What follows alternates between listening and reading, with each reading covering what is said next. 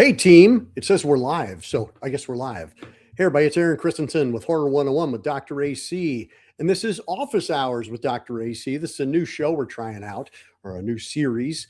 People are like, why? Why are you doing a new series?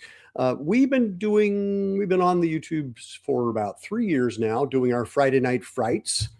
And so every Friday night at 7:30 p.m. Central Standard Time, we showcase a classic film or a franchise or a double feature, something along those lines. And we've been doing that for 3 years now. We have not missed a single Friday. I'm super proud of that. And we've tried some other programming. You'll still see Streaming and Screaming, which is me and my puppet friends Chad and Lucy Ball, Chad the Bird and Lucy Ball, where we talk about some newer stuff that's streaming online. We already have some comments. That's awesome. We have a let's go, and we have a howdy. Well, howdy back. Drawnster. That is a healthy name.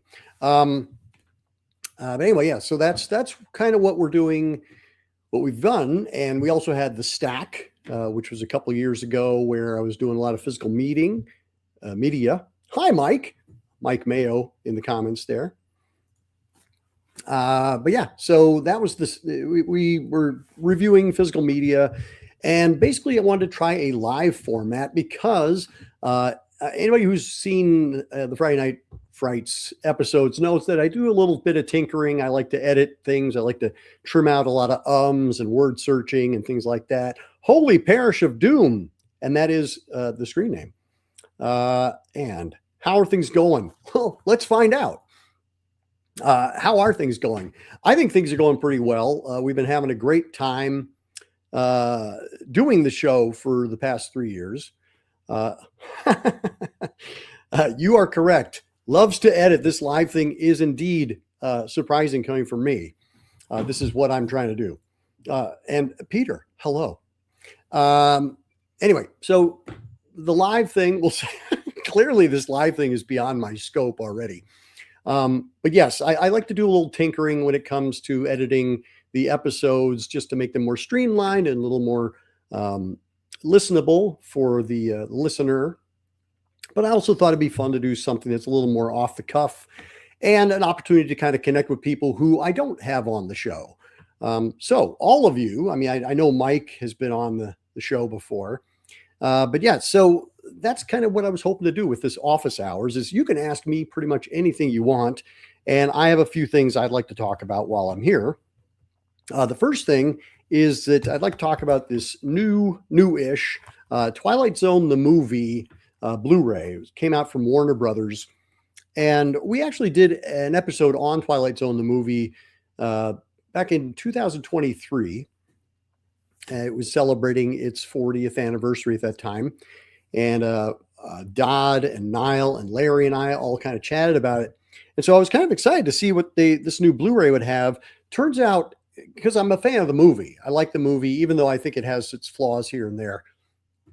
But I'm a big fan of all of the segments. I think they all have something to offer. It definitely scared me, like when I first saw it in the theater. Like there were elements, especially the Joe Dante episode, where you have like the weird, animatronics that Rob Bottin designed.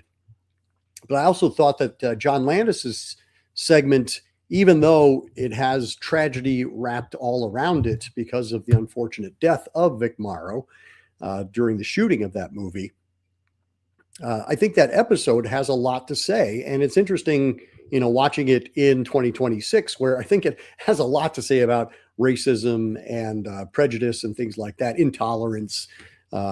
So anyway, I was excited to check out this new release, and there are 0 supplements unless you're counting the theatrical trailer. And I'm sorry, I don't count a theatrical trailer as an extra. That's kind of like, almost de rigueur and almost feels like, yeah, we're going to put this in there as well for those of you who actually want to watch the trailer. But this is a movie that had John Landis, Steven Spielberg, George Miller, Joe Dante, all directing segments that they came from a deep love for the series. And and nobody has anything to say, or at least Warner Brothers wasn't interested in recruiting people to say things. I mean, a commentary track or featurettes, things like that. I think, if you're going to put a movie out, there needs to be something more to it than I could get off streaming it, right? So I was quite disappointed. And for those who would like to have more insight into Twilight Zone, the movie, I do invite you to check out our conversation. I will include it in the link below, in the description below after I'm done here, so you can go track that down. But anyway, yeah. So I was that's Twilight Zone, the movie, and you can also check out the blog post that we did on it.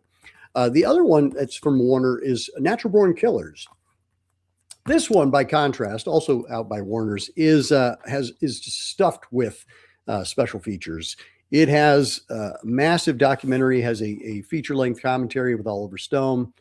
For those who don't remember, way back in 1994, this was kind of the beginning of the age of Quentin Tarantino. He'd done Reservoir Dogs in 1992, but 94 he did Pulp Fiction. He'd also had the script for True Romance, and he wrote the story for this one. Now, it was rewritten to a great extent by Oliver Stone and two other screenwriters, but it is certainly a movie that I think appeals to horror fans because it is about two serial killers, Mickey and Mallory Knox, who are played by Woody Harrelson and Juliette Lewis.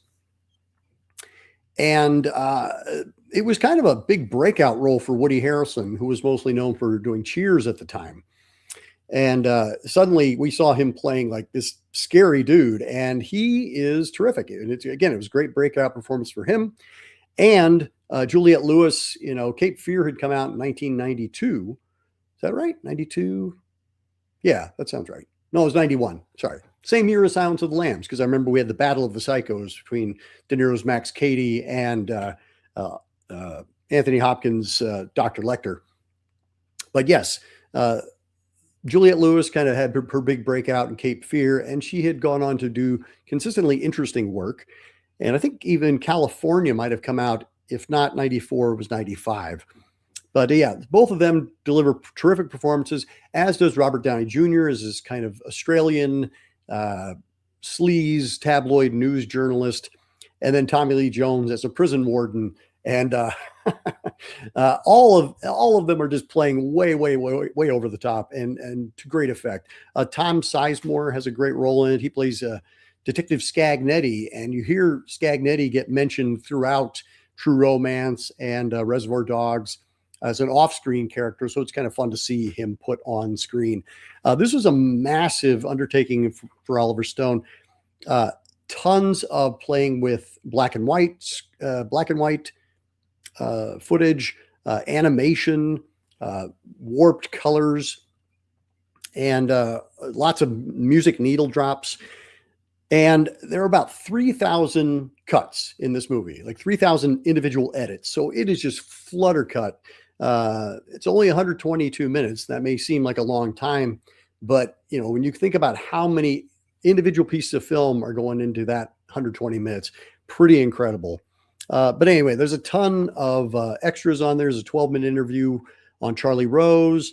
There's a kind of looking back at it and saying, how would it go down today if it was released, 30 years later? Oliver Stone has a lot of input here. So this one, I would say, well worth checking out. If you are a fan of Natural Born Killers, this is something that you want to add to your library. Now, a lot of these extras are from its initial release, the DVD release back in 1996. But there's a lot of cool stuff there. And again, nice and cleaned up, looks great. And then I'm going to zip back to our comments really quick. Let's see. Draw some Drawnster. Is there anything you want to see done in a horror film that you haven't seen yet? It's funny. I love be surprised by filmmakers constantly. I couldn't have told you that I wanted to see a woman showing up in the doorway with a pair of scissors, as happens in Weapons, and then they pan away. I would have never guessed that was something I wanted to see in a movie, but boy, I was so happy that happened. We just revisited Weapons. My wife had not seen it yet, and That's a great movie the second time around, and probably the third time around, probably the fourth time around. Really, really, really proud of what Zach Krieger did there. And thumbs up to Amy Madigan winning an Oscar for a horror film. And thumbs up to Sinners and even Frankenstein, even though I wasn't a huge fan of that movie. I was glad to see it get some love. Holy Parish of Doom. Off the top of my head, likely couldn't come up with anything that hasn't been done. Oh, you guys may have been just talking to each other. See, I don't know. But yes, I guess I don't sit down and have like a wish list of things that I'd like to see happen. So much as I want to see someone present something that I haven't thought of before. Honestly, that's why I do the Friday Night Frights panels, is that it's one thing for me to see a movie and come away with whatever I get from it.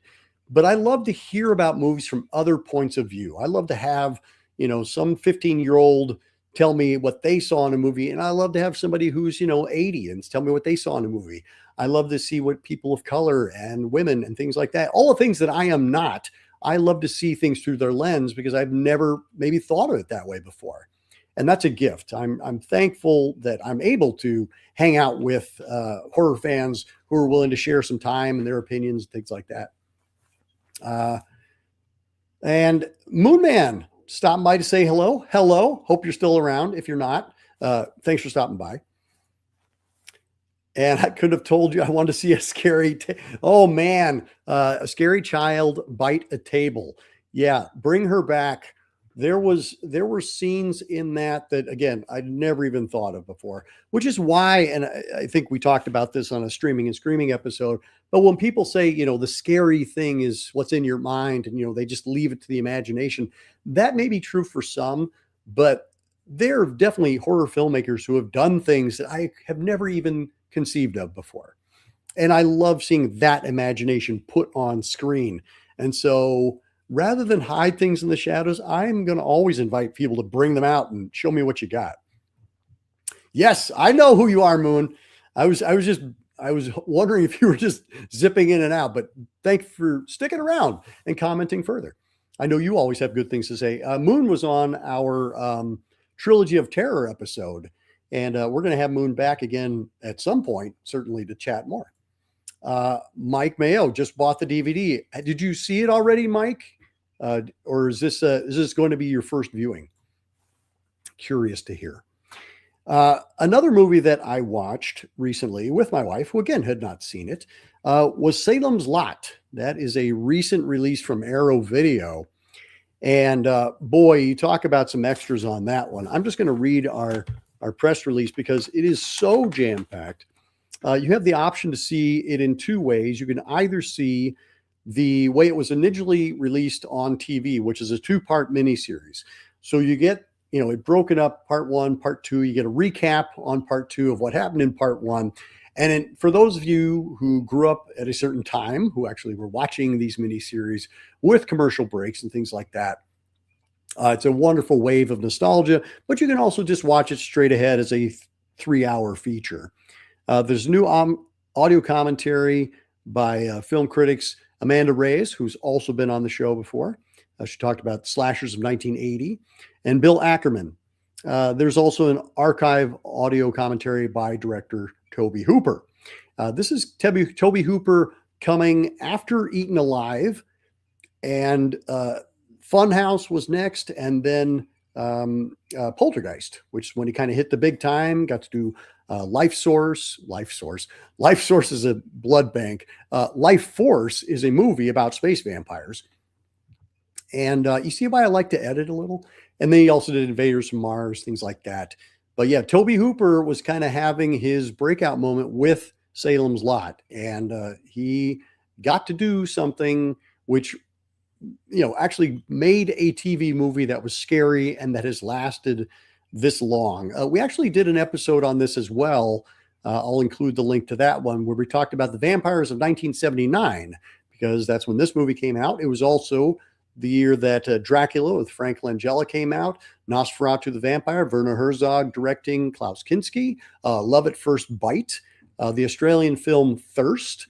So there were tons of great vampire movies coming out in 1979. And this was among them. Let's see, what other special features do we have? There's alternate TV footage, commercial bumpers. There is another audio commentary on the theatrical version. That's by Chris Alexander, our former editor of Fangoria. King of the Vampires, an interview with Stephen King biographer Douglas Winter. Second Coming is a new appreciation by author and critic Grady Hendrix. New England Nosferatu, Mick Garris hanging out and talking. And Fear Lives Here, looking at the locations of Salem's Lot, which on that featurette, like, it has not changed a bit. Like, if you go back to that town, it looks exactly the same. We Can All Be Heroes. That is Heather Wilson, the co-author of In Search of Darkness, those documentaries. And a gold standard for small screen screams is a new featurette with Joe Lippett and Trace Thurman, co-authors of the podcast Horror Queens. So, yes, Salem's Lot, super stoked on that one. That was a fun one to revisit. And just kind of my critical mind is like the scenes, but yes, there's that classic shot of Reggie Nalder as the Nosferatu, Mr. Barlow in the coffin and rising up, and wonderful, scary, etc. The scenes that get me the most, however, now as an older viewer, are the scenes between like James Mason as a Straker and Kenneth McMillan as the town constable. Like, I feel like those two, you're watching two actors who are just on the top of their game and just challenging each other. And really great screenplay by Paul Monish. I loved just those scenes of them, trying to suss each other out. It's a really clever game of chess. David Soul is somebody who I think, growing up in the 70s, seeing Elmont Starsky and Hutch, things like that. My wife just can't get over his 70s hair, which I agree is a big leap for some folks. But he does a really terrific job. I was impressed, and I wish he had been given a more opportunities as an actor. I feel like he kind of, suffered from that 70s TV thing of you are this and only this. But there's other great performances. George Zunza is in, not George Zunza. Yeah, George Zunza's in it. Bonnie Bedelia. I'm blanking, sorry. Lance Kerwin plays our young boy, our young monster kid. But yeah, anyway, highly recommend the new release from Arrow Video. It's a 2-disc release, and a little peek behind the curtain. They just send me these as screeners rather than kind of like a full commercial, and which is actually fine for me. I'm not somebody who I'm not somebody who collects the packaging. I'm not a slipcase collector. And so honestly, what I do is I pop these out and I put them in little like paper sleeves, and I have them in like little cases, and I just go and pull them out. So you would not be as impressed by my collection, because my collection is just a bunch of movies as opposed to all the box art and things like that. So that's a little peek into my approach to horror. I'm here for the movies. I'm less about the collector side of things. And if you see my house, it's a pretty modest affair. I don't have a ton of like horror memorabilia everywhere. I have a few select items that are important to me, and also things that people have gifted me. So that's been fun. Anyway, so I'm just going to roll back a little bit. Let's see what comments we had. Saw in theaters, have to see again. Yes, you do, Mike. That's with regard to weapons. Jason Davis. Hey, buddy. Thank you for dropping in. Would love them to see them do that to the original It. Would you say, gotcha. In terms of like creating the commercial bumpers and things like that. Yeah, I agree. It'd be fun to have them do that. I gotta say, I haven't gone back to see the original It with the cast of 80s TV actors and Tim Curry, but I don't remember loving it all that much. Similar to It Chapter 1 and It Chapter 2, the two feature films, the parts with the kids are great. And while I liked It Chapter 2 a little bit more than the second night of the It miniseries, I was, I like the stuff with the kids. I think that's just the stronger part of the story. Maybe just because it's great watching them be resourceful, and adults just have a lot more baggage to carry around. Draw Some Dronster says, I want to see horror done in the style of Who Framed Roger Rabbit, where you have a tune killer who murders people with classic gags. Seeing that stuff done to humans, that would be terrifying. That would be a great idea. I feel like we're getting some of that maybe in with Art the Clown in the Terrifier series, because he's kind of like a human cartoon in that he's approaching things with a kind of wacky approach. He doesn't do he has no dialogue. So I see what you mean. I'm just wondering, what do you think about that connection between Terrifier and what you're talking about? Yes, that's a very doctor way of collecting films. I agree. It's clinical. Jason Davis would love to see the Toon Slasher. Don't give up on us, baby. Holy Parish. I need context. What does that mean? Cool. So those are our movie reviews. And let's see, what have I been doing other than that? This week, I'm editing the Session 9 podcast. Oh, there we go. Thank you, David Soul. That's Don't Give Up on Us, Baby. That was his big hit. My wife had to remind me that even happened. I completely lost that one.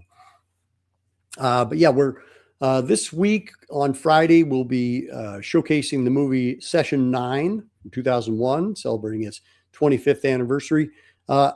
Everybody who's watching, are we familiar with Session 9? Because it's one of those movies that I feel like never got enough love to begin with, and has slowly kind of like slipped into the back of people's heads that maybe we don't talk about Session 9 at all. That was certainly my experience when I was talking about, something like Pontypool from 2008, where I was like, how did we forget this movie? But we did. It just doesn't come out as much. What did you watch in my house, Tim? Which one? And we have a couple fans of Session 9. Great. So I think you'll enjoy our conversation that's going to be coming up on Friday. Last Friday, we showcased some cheesy flicks from 1986, which did feature Mr. Tim Pallas, who says you watched Session 9 in my place. That must have been a while back, because I don't remember this. But that doesn't matter, because I don't have a very strong memory. Companion. Yes, I did see Companion, Mike. I think we showcased it. It was on our best of from that year. The puppets and I, streaming and screaming. We did a little year-end recap. Okay. Yes. Thank you, Tim. This is all coming back to me. I hope you liked it. I hope you enjoyed the conversation this weekend. Anyway, we were talking about the 1986 cheesy flicks. And let's see, we did Maximum Overdrive, Terror Vision, Killer Party, Maximum Overdrive. Did I already say that one? And Night of the Creeps and Chopping Mall. That's right. Those were the 5. So if you haven't checked out that episode, please swing by. That's a recent release. It's kind of amazing. I was reflecting back that we've done 160 episodes of the Friday Night Frights. And so when people ask, what are you watching? That's partially why I haven't been able to keep up as much with the newer films. But part of the whole concept behind Horror 101 is celebrating classic horror and reminding people of these classic movies that I think we kind of occasionally will just take for granted. Be like, oh yeah, that movie, Frankenstein, that's a great movie. But when was the last time you actually sat down and watched Frankenstein from back to front? I think things like that are true of a lot of these movies that we consider classics. And so I like going back and revisiting them and showcasing them with our group. Again, the idea of having different viewpoints that are different from mine. So that's been part of the fun of Horror 101. All right. Well, thank you, Mike. Mike is heading back. Uh, sorry you have to go back to work. Uh, I will send you good vibes, and you can watch the rest of the show when we close out our live stream. Holy Parish of Doom. It's speculatory, but I perceive the over-the-top violence in the Terrifier movies as thumbing the nose at politically correct sensibilities in some horror flicks. I would say yes, and I think it's also Damien Leone wanting to showcase his makeup, prowess. I mean, that's how he got started, was as a makeup effects guy. And I think he was looking at it as like, how can I, present some of the most outrageous special effects? And that is what he has continued to do with his Terrifier series, is to, whatever you can come up with. Like, in the first one, he's, sawing a woman in half who's upside down and sawing her in a very sensitive spot. And then he returns the favor in Terrifier 3 with the man. So I think it's just constantly looking to up the ante. What can he get away with? The fact that they release these movies unrated into tons and tons of theaters is pretty incredible to me. Because I'm like, this is not for a general audience, and yet a general audience will show up for them. So anybody who says that they can't handle, gore and things like that, I'm like, well, some of you can, clearly. Talking about not a big rewatcher, so you guys having a conversation gives me a push to go back and view them. Yeah, absolutely. Thank you. U41 Connotes. I'm going to call it that. Connotes. Can I call you Connotes? I'll call you Connotes for now. Yeah, that's exactly right. Is that me putting it on a calendar and saying we're going to talk about it on this date forces me to go back and revisit it. And again, putting it on a calendar with other people who are going to be on the panel, they are also getting to go back and revisit it. And yes, that's the hope, is that when we're talking about it, it brings up fond memories, or people will say, hey, I want to revisit it before, go back and watch the episode. The fact that there are 160 episodes means that hopefully somewhere in there are some movies that resonate with you. That was another thing that's kind of behind the spirit of Horror 101. And for those that don't know, way back in like 2007, I edited a book called Horror 101, the A-list of horror films and monster movies. And the idea was that if you watch these, 100 so movies that range from the silent years through the Universal classics to the sci-fi movies of the 50s into the 70s grindhouse and the 80s slashers and things like that, you'd have a pretty good idea of the horror genre as a whole. And you'd have an idea of kind of like what your tastes are. You would start being introduced to names like Lucio Fulci and Todd Browning and Tobe Hooper. And so you'd have a nice kind of solid base as a horror fan. You could feel like you could hang out and have a conversation with horror fans. Because at the time, 2007, horror hosts weren't really a thing anymore. Network television was certainly on its way out. And when I was growing up, we had horror hosts, and that was kind of like my guy. That was the person who kind of showed me, these are the movies that deserve your attention. These are the movies that are going to end up in front of you, and you will just slowly amass a knowledge of the genre. Well, in 2007, we had so much kind of instant access. You could disappear into the weeds and never have seen, say, the original Dracula or any Hammer films or anything like that. So that's what I wanted to do with Horror 101, the book. Fast forward to 2023, I was like, you know what? It would be fun to do a similar thing in video format and in conversation. Because again, a little sneak behind the doc's mind is I have a review blog.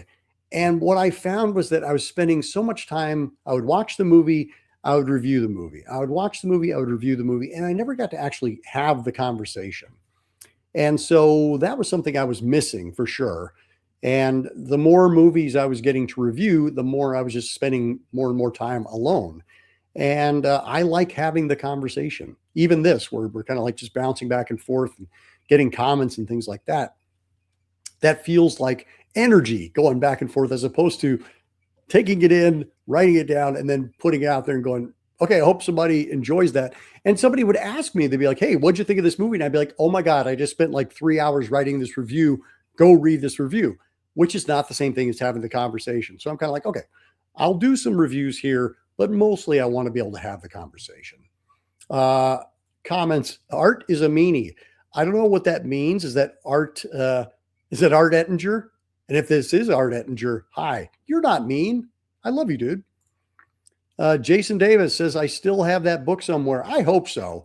There's also the companion piece, Hidden Horror, which came out a few years later and was a little bit more about deeper cuts. You know, if you've seen all of the big ones, here are some ones. We approached our contributors and said, hey, what's the one movie you think doesn't get enough love? And so we showcased those. Euphoric Notes. It's not a dumb name, and I hope it's still okay that I call you Kenotes. Mr. Tim Palace says, It Lives in My Bathroom, which is a great name for a horror movie. On the note of classic horror movies, do you think there will ever be a movie in the vein of Abbott and Costello Meet the Universal Monster movies? Oh, man. I hope so. I also just like going back to the Abbott and Costello Meet the Universal Monster movies. We did I will try and include a link on this one as well. We did an episode on Abbott and Costello Meet Frankenstein because that was a formative movie for me. I remember seeing that when I was a kid. And, you know, you get introduced to Dracula and Frankenstein's monster and the Wolfman and Abbott and Costello all at once. And so it was a terrific showcase in that regard. But then, yes, Abbott and Costello went on to do Meet the Mummy and Meet Invisible Man and Meet the Killer Boris Karloff. And what I like about those movies is that, at least with Abbott and Costello Meet Frankenstein, is that the monsters are played straight and Abbott and Costello are like the little kids in the haunted house being scared. And I feel like, you know, kind of treated them with respect. It's also the return of Bela Lugosi as Dracula. He only played the Count Dracula 2 times, one in the 1931 original and this movie. Fun fact. Let's see. Demon Warp. Okay, I've not seen Demon Warp, but I remember hearing about Demon Warp, and so perhaps I will follow suit. Thank you for the recommendation. And I got a high yes, but I hope that's in accordance with something I said. Going back to the question, who do I think would star? I'll tell you who I hope it isn't something like a Will Ferrell or an Adam Sandler, something like that, where it feels goofy, which is weird because the Abbott Costello stuff was pretty goofy. I don't know. It also might be, I mean, because we have horror comedies, right? But I also wonder what it would be like. I think the biggest contemporary you could have is something like, you know, if they were whoever this comedy duo was to meet like Michael Myers or Freddy. And I don't know, there's something about the jokiness of it. I think, okay, so with the Universal Monsters, by the time Abbott and Costello met them, they were already kind of considered kiddie fare. And so I'd have to kind of find an equivalent for what's considered kiddie fare these days with horror movies. I'll put that out to all who are watching, you know, like what is something that could translate and be comparable to what the Universal Monsters were in their day, or in the late 40s when Abbott Costello and Frankenstein came out. I don't know that there is something that's like that. But it would be interesting to toy around with it. So we got 2 votes. We got Larry Fessenden, yay, and Nicolas Cage, nay. Although I think Nicolas Cage would probably love to do something like that. I didn't mind him in Renfield. I thought he was going to Nicolas Cage it up a bit more than I would have liked, but I liked that movie a lot, and I liked what he did in it. Larry Fessenden, boy, Larry Fessenden is a hero of mine. For those that don't know, he's a filmmaker based in New York, and he is the director of movies like Habit and Wendigo and The Last Winter and Depraved and Blackout. He was on our Bride of Frankenstein and Werewolf of London episode not too long ago. And I love his movie Habit. The guys on Streaming and Screaming, we talked about it not too long ago.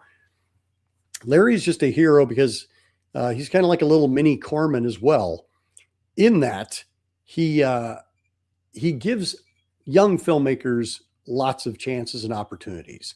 You know, he used his success. He created Glass Eye Pix so that he could be, so he could have a production company, so he could get his own movies out. But then within Glass Eye Pix, which has been around for 30 years, he continues to give people opportunities. And I'm just thrilled that he's still out there. He's, you know, he shows up all the time on screen. He's actually in session 9, which we'll be talking about on Friday. Yeah, he's just a great guy, and I love that he will occasionally respond to my holiday emails. Let's see. Jack Black, Jason Davis is promoting Jack Black, but who would play the straight man? I don't know. Let's see. Who would pair nicely with Jack Black? Who's his other guy in Tenacious D? That would be fun to have Tenacious D meets whatever. That could be something. I Sell the Dead, yes, solid Larry Fessenden feature. Glass Eye Pix is a distribution partner with Vinegar Syndrome now, so we're going to be seeing a lot more of the Glass Eye Pix films getting their big moment in the sun, which is great because, again, Larry is somebody who's constantly, pumping out the independent filmmakers. Ty West got his start under Larry's tutelage. And look, Christine Loves Movies is here. Hi, what'd you miss? Oh, nothing much. Just 37 hours of me. Hours? Goodness, not that. 37 minutes of me gabbing on. Christine Loves Movie has a great Instagram channel. You should all go check out. Oh, good. Jason Day. Oh, yes. Tenacious D meets Sinners. I would be down for that. Yes. Well done. Yes. Christine Loves Movies. Go check out her Insta channel. She does more content than I could dream of. I'm always very impressed. And we're going to get Christine on the show at some point, whether she likes it or not. All right. Tim is out of here. Thank you so much for showing up, my friend. I think we'll hang out for another, maybe, I don't know, 7 or 8 minutes. See if we can go for 45. I mean, Christine just showed up. What have some of the people, what have y'all been watching lately that you'd like to promote? I'm in the process of watching the Second Sight release of The Hitcher from 1986. We're going to be showcasing The Hitcher, the Rutger Hauer film celebrating his 40th anniversary. We'll be talking about that in a few weeks on the show. So I've been digging into that Second Sight release, not the super deluxe one with the book and everything, but the release itself, the disc itself, which has I think it has 3 commentary tracks. It has, 7 or 8 featurettes. It's pretty great. So those who are not familiar with The Hitcher, you should go check that out. And those who are familiar with The Hitcher and love it, because how could you not, I highly recommend this Second Sight. I'll probably showcase that in a future episode after I've gotten deeper into it. Let's see. Undertones, last thing Kenotes watched. And what'd you think of Undertone? I've been hearing great stuff. I've also been hearing people who are like, the hype too much, which is always, the hype machine. Dang it. What is it with the hype machine? It was so nice to be able to just kind of get word of mouth among your friends. And now I feel like anything that's good is legitimate good, but then it runs into people thinking, oh, it's not as good as everybody said it was. It's like, well, it just came out, guys. So, I find that frustrating. And I also find horror gatekeepers frustrating in general. Hitcher is a classic. I couldn't agree more. I'll tell this story during the episode, but I remember seeing that on cable back in the day. And that was the height of my love for Rutger Hauer. I know I'd seen him in Blade Runner. I know I'd seen him in Flesh and Blood, Lady Hawk.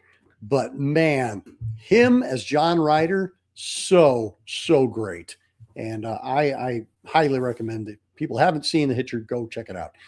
I'll be revisiting the Sean Bean 2007 remake. I don't remember liking it very much, but I'm going to go back and give it another shot. Let's see. Kenotes is watching the movies we covered so that we can watch the new episode of Streaming and Screaming. That was a fun episode. Well, we talked about The Cursed, talked about the new Death Stalker from Steve Kostanski. That was The Cursed from 2021. I realize I have to say that because there are so many movies called Cursed and The Cursed and Cursed 2. So anyway, The Cursed from 2021, Death Stalker, Time Crimes, which is one that's it's a wonderful Spanish time travel movie that will blow your mind. Trying to think of what else we watched. We watched we watched The Deeper You Dig from the Addams Family. That was their 2019 debut. And then their most recent one, Mother of Flies. So yes, please go check out those movies. They are all streaming online right now. And you can watch the Puppets and I talk about them on Streaming and Screaming. So thank you for watching, Kenotes. The Hitcher. Yes, great line. What's so funny? That's what the other guy said. Yes. There are so many great lines in that movie. I just love it. The new Anaconda. So speaking of, who's in that one? I think Jack Black is in that one. Remind me. But anyway, yes. And yes, the Christina Ricci Cursed from 2005, directed by Wes Craven. And I did joke on the episode that I need to go back and watch that one because when people were talking about Cursed 2021, I was like, are you talking about the Wes Craven movie? Because I don't remember that being very good. So yes, I don't know if you have great love for the Christina Ricci Cursed, but I definitely am planning to go back and watch it at some point. Yes, Jack Black and Paul Rudd are in the new Anaconda. What did we think of it, Jason? Is it worth our time? Should we go check it out? Going back to The Hitcher, apparently there is a sequel called The Hitcher 2, I've Been Waiting, and it features C. Thomas Howell and Jake Busey. And I just picked it up for my friend Tim today, and I'm going to be watching it as a completionist before we do our Hitcher episode. But I'm like, that just sounds like the worst idea. I mean, Sean Bean as the Hitcher was not a great idea, but I could see where that might have crossed somebody's mind, especially in the 2000s when they were remaking everything. Anyway, but yes, we'll be watching this much maligned sequel, and I'll let you know what I thought of that. We got two thoughts on Anaconda. One, Jason Davis says, thought it had some good bits, but went a little too far into the silly. And Christine says, it's fun. And I've got a double bill Blu-ray of that with They. Yes. Wes Craven. Did he direct that one? I can't remember if he directed or not, but I know he produced it. Biggest plot hole. If they were true indie filmmakers, they would have been running and filming it more. And so glad we went live today, and now glad to tune in every Tuesday. And look, Kenotes is also happened to have a doctor visit on Tuesday. This makes me so happy, folks, because I was hoping this would pan out. Cool. Well, we are coming in on the 45-minute mark, and I feel like I probably ought to wrap things up now, unless people have great things to say, in which case we'll keep the conversation going. But I don't want to just ramble on infinitely. But yes, it's been delightful having this conversation, and thank you all so much for showing up. Kenotes, this has been lovely chatting. I think I've seen your comments before, but it's nice to kind of chat with you in real time. Jason, again, always a pleasure to see you. I need to get you on the show now that I'm thinking about it. So you and Christine and let's see, I mean, all of y'all belong on the show at some point. We are always looking for new voices and new faces. So if you're interested, please drop me a line. If you go to the Horror 101 with Dr. AC website, that's the blog, you can find the email address there, but I'll give it to you right now. It's drach101@gmail.com. drach101@gmail.com. And yeah, drop me a line. Let us know what you think.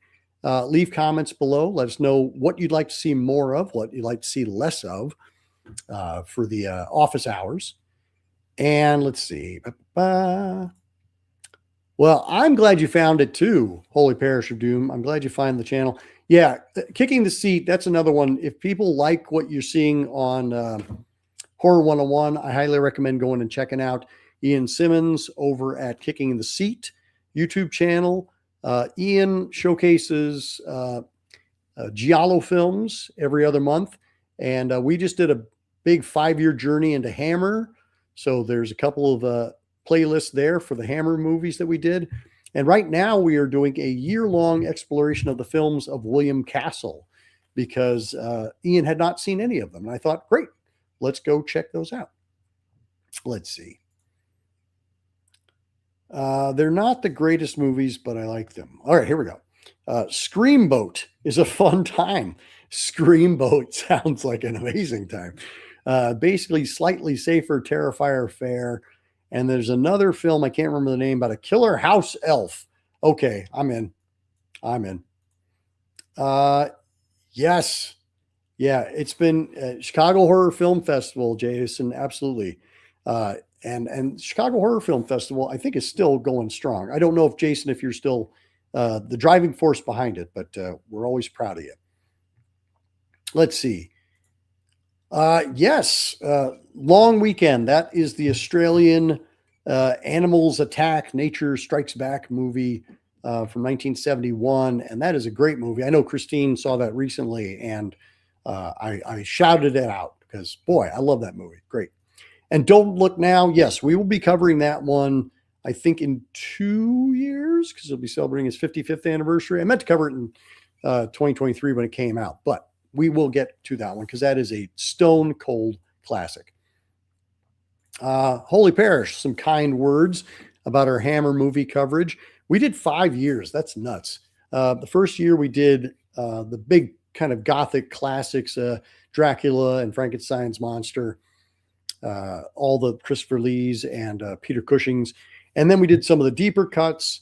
And then we did a kind of a contemporary of Hammer series where we were talking about the other British horror films that were coming out at the time. And yeah, and then we went back to Hammerland, and then we cut out of Hammerland. But it was a great journey. You talk about movies that I have seen dozens and dozens of times, but it was always fun to go back, and it's always fun to go back and see them with somebody who's never seen them before. Kenote says, Long Weekend just had me saying, don't do that. I agree. Yeah, those are some, although boy, if ever people got what was coming to them, it's those two. They have no respect for the land or the people. Let's see. Chicago Horror Film Festival is still going strong. Jason Davis doesn't run it anymore, but he still gives it the love. That's awesome. Serpent and the Rainbow was a surprise. Okay, I remember a funny story about Serpent and the Rainbow. I was on a first date seeing that in college, and I hadn't been on a lot of dates. Shock and surprise. I hadn't been on a lot of dates. And when I went to the movies with my friends, especially if it was a not full theater, we would always sit one seat apart from each other so that we could both have our armrests. That makes sense, right? So I'm on this date and I sit one seat away from my date so that we could both have our armrests. I'm thinking, what a great guy. You know, I'm giving you your own armrest. I'm not going to be all up in your business. She was confused and I think a little put off by that. And she went and sat next to me and said, I will leave you your own armrest. It's okay. So maybe I just had friends who were like hogging the armrests and I felt like I had to fight for them. But anyway, yes, that's my Serpent and the Rainbow story that has nothing to do with Serpent and the Rainbow, except for it was a very memorable movie going experience. I do like that movie. I need to go back and revisit it. And we've had some Wes Craven chat here because I remember thinking it was a great idea and I didn't think it kind of like landed the plane. It's been a little while since I seen it. I feel like there's some like weird CGI, like early dodgy CGI in the finale, and you got like spirit animals that are fighting each other. So I'm willing to go back and check it out again. I think another movie that was like that was The Believers, the Martin Sheen film, came out around the same time. Great trailer, and I think like the first like 10 minutes are just genuinely scary. But I don't remember loving how it finally panned out. So let's see.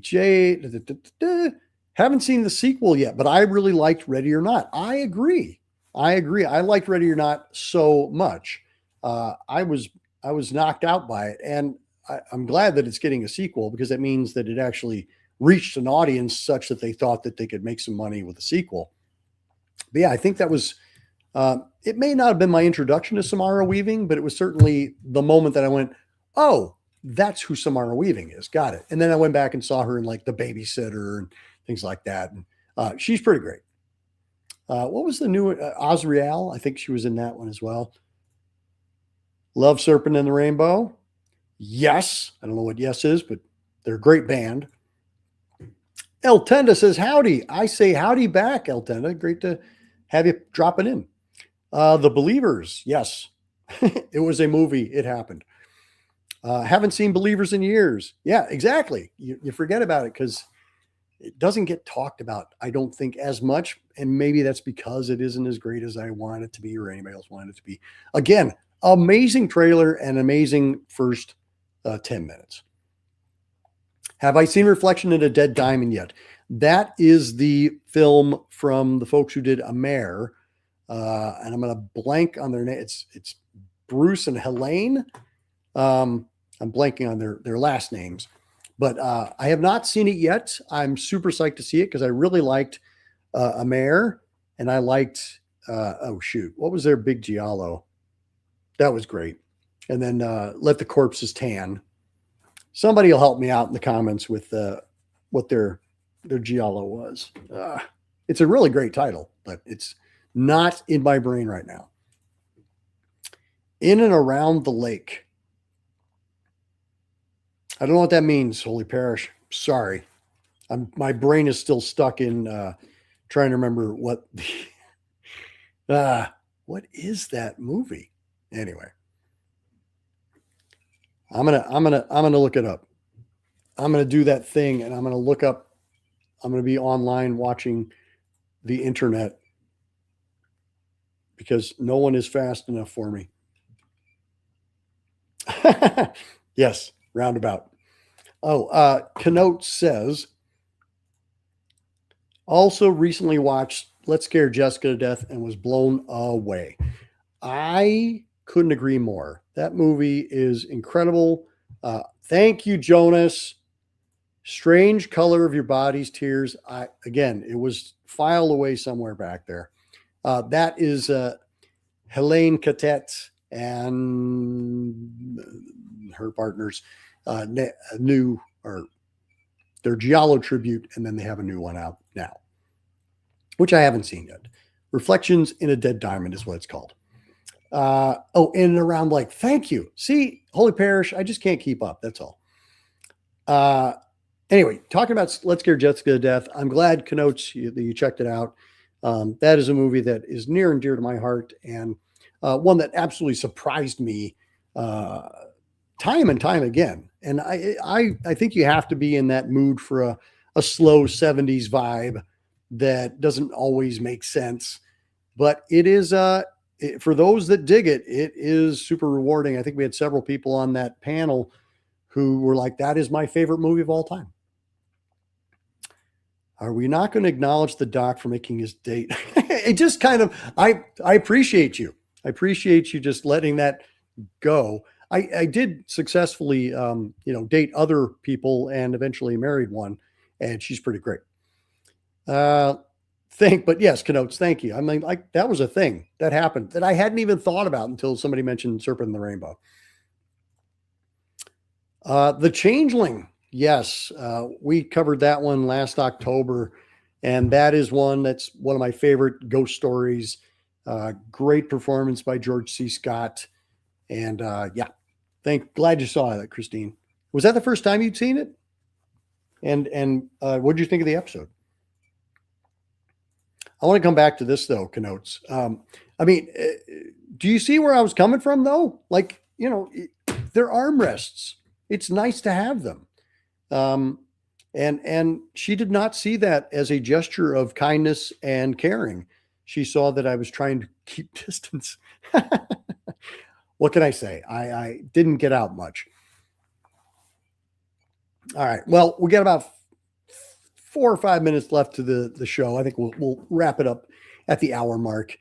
This has been delightful. Thank you all so much for tuning in. And please let me know what you would like this space to be. I mean, really, what we just did here, that was so awesome.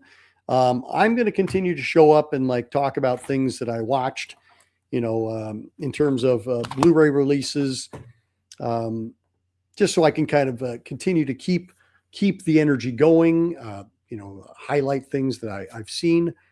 And then, as always, please show up on Friday nights and check out what we got coming out. We got some good stuff. We just recorded, in addition to session 9, we got a H.P. Lovecraft, Stuart Gordon double feature coming up with From Beyond and Dagon. We covered the first half of our Slashers of 1981 episode. It's a 2-parter because we're covering 10 movies in one episode, and then we're covering another 10 or 12 titles in another episode later on this summer. So yeah, the Slashers hit it big in 1981. And so my fearless panel and I are just pounding through them. It was fantastic. Let's see. Jonas asks, have I seen The Legend of Lizzie Borden? If you mean the one with Elizabeth Montgomery, the TV movie, yes, I have. And I liked it quite a bit. Has that gotten a legit release? I would love it if it had. Holy Parish says, big fun. I'm sure that was something that was big fun. I agree. What was your most memorable movie that you saw in the theater with a date? Preferably someone that didn't sit all the way away from you. All right. So I do remember, and this isn't a horror movie, but I do remember seeing Fatal Attraction on a date. Again, a first date. And again, I didn't know what it was. I just heard it was good. So we saw Fatal Attraction together, and I thought that movie was amazing. I mean, that is a roller coaster ride. You got great performances. It's scary as hell. If it's not a horror movie, it is right at the edge. It's like, thriller that is scary. And I loved it. And I was just like, wow, that was amazing. And I turned to my date, and she did not have the same reaction. She was pretty traumatized. And that was our only date. But it was a memorable one. And we laughed about it because we were still friends. We just realized that we weren't probably going to be dating much, and we certainly weren't going to be going to the movies together. But I remember Fatal Attraction being a memorable experience in terms of just theatrical experiences. There was a screening of Tammy and the T-Rex at the Music Box Theater a few years back. None of us had seen it before, and we all just lost our minds. That was such a fun group experience. Another great group experience is Pieces, the 1982 slasher by J.P. Simon. That is a great, great crowd movie. So those are a couple that spring to mind. A horror film for a first date is always a great way to see if things are going to work out or not.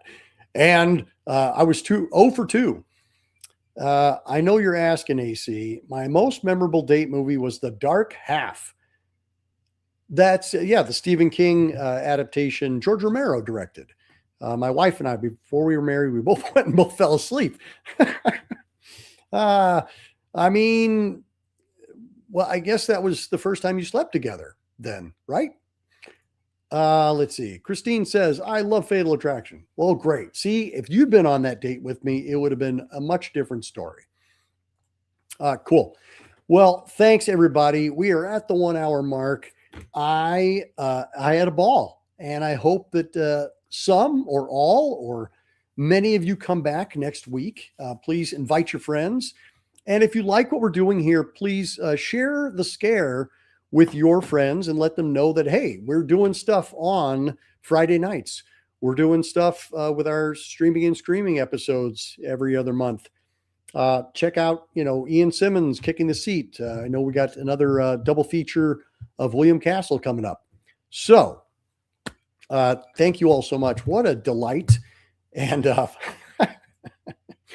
yeah, well, I was trying. I can't imagine Terrifier being a first date movie. And yet we know that for some people it was. We will be hearing that, I'm sure, at some point, that like, oh yeah, Terrifier. That was our movie. We did it. We did, Kenotes. Thank you for being part of that. Jonas gives me a thumbs up. I appreciate it. Holy Parish, thanks, AC. Take care, all. Holy Parish, thank you always for showing up on Friday nights. If you are looking for company, Holy Parish is usually here on Friday nights chatting away, and often all by his lonesome. So please share the scare with Holy Parish of Doom. Draw some Drawnster. It was nice being part of this. Thank you. It was nice having you. I hope you come back again as well. And Christine, thank you, Doc. Thank you, Christine. You showed up for our live stream for our post Halloween hang, and it was awesome. So keep being awesome. I'm going to keep checking your stuff out. Holy Parish, Ha is right. And I wish you all a fantastic rest of the week, and see you on Friday. Stream ending now, and office hours are closed.